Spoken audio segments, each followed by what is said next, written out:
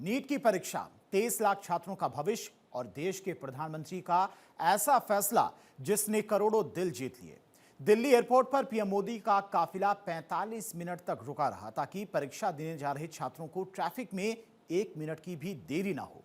दरअसल आज देश के 23 लाख छात्रों के भविष्य की सबसे बड़ी अग्नि परीक्षा का दिन है और 1 महीने का लंबा और तनाव भरा इंतजार, पेपर लीक का वो कड़वा दर्द और इंसाफ की वो लंबी लड़ाई, आज सब कुछ पीछे छूट चुका है। 21 जून को देश भर के परीक्षा केंद्रों पर नीट की दोबारा परीक्षा आयोजित की गई तो छात्रों ने भी राहत की सांस ली।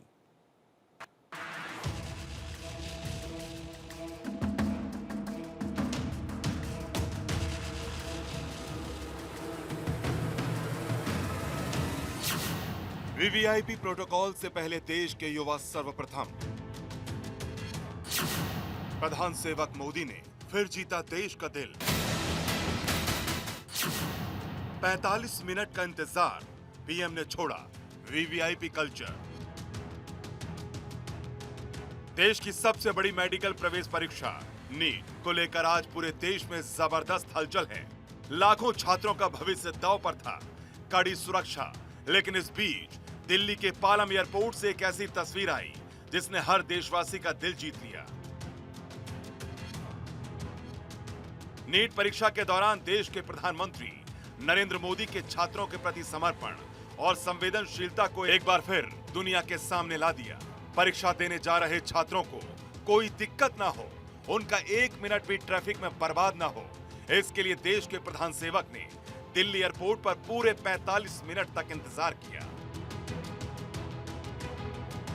पीएम मोदी ने वीवीआईपी कल्चर को किनारे रखकर छात्रों के एग्जाम को प्राथमिकता दी। सामान्य तौर पर एयरपोर्ट से उनके काफिले को सीधे प्रधानमंत्री आवास के लिए रवाना होना था, लेकिन उसी समय दिल्ली और आसपास के क्षेत्रों में हजारों छात्र अपने परीक्षा केंद्रों की ओर बढ़ रहे थे। दोपहर 2 बजे से नीट की परीक्षा शुरू होनी थी और ठीक उसी वक्त दिल्ली की सड़कों पर हजारों छात्र अपने अपने परीक्षा केंद्रों की तरफ जा रहे थे। जैसे ही प्रधानमंत्री मोदी को एहसास हुआ कि अगर उनका काफिला सड़कों पर निकला तो ट्रैफिक डायवर्जन होगा, सुरक्षा के घेरे लगेंगे और इस वीवीआईपी मूवमेंट की वजह से परीक्षा देने जा रहे छात्र जाम में फंस सकते हैं। पीएम मोदी ने पल भर की भी देरी नहीं की और बिना किसी हिचकिचाहट के अपना काफिला रोकने का ऑर्डर दे दिया। दोपहर 1:45 से लेकर दोपहर के 2 बजे तक, यानी पूरे 45 मिनट तक देश के प्रधानमंत्री दिल्ली एयरपोर्ट पर सिर्फ इसलिए रुके रहे ताकि सड़कों पर दौड़ रहे देश के भविष्य को, देश के छात्रों को 1 सेकंड भी देरी ना हो। सभी छात्र सुरक्षित और बिना किसी परेशानी के अपने अपने एग्जाम सेंटर्स के अंदर दाखिल हुए। परीक्षा शुरू हो गई। उसके बाद ही प्रधानमंत्री नरेंद्र मोदी का काफिला एयरपोर्ट से 7 लोक कल्याण मार्ग के लिए रवाना हुआ। पीएम मोदी का यह कदम उन्हें दूसरे नेताओं से अलग पहचान दिलाता है, क्योंकि अपने शेड्यूल को छोड़कर, अपनी सहूलियत को ताक पर रखकर छात्रों के समय की कीमत समझने वाला ऐसा प्रधान सेवक कोई और नहीं हो सकता। पीएम मोदी के इस कदम ने न सिर्फ छात्रों का दिल जीता, बल्कि ये भी साबित हो गया कि उनके लिए देश का युवा और उनका भविष्य हर प्रोटोकॉल से ऊपर है।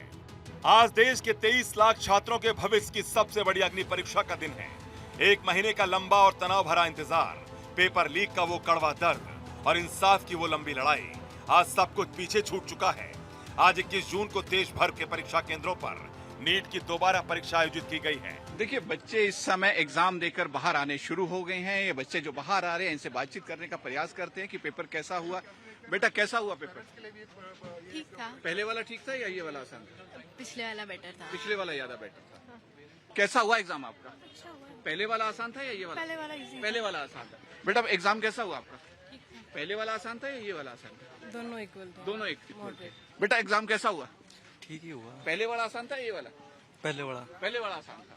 जो छात्र आ रहे हैं और सबका एक ही कहना है कि पहले वाला पेपर आसान था। जैसा पहले भी मैंने कहा था कि एग्जामिनर जब री एग्जाम के अंदर पेपर सेटिंग करता है तो उसको बहुत टफ करता है। और भी स्टूडेंट से बातचीत करने का प्रयास करते हैं कि उनका पेपर कैसा हुआ।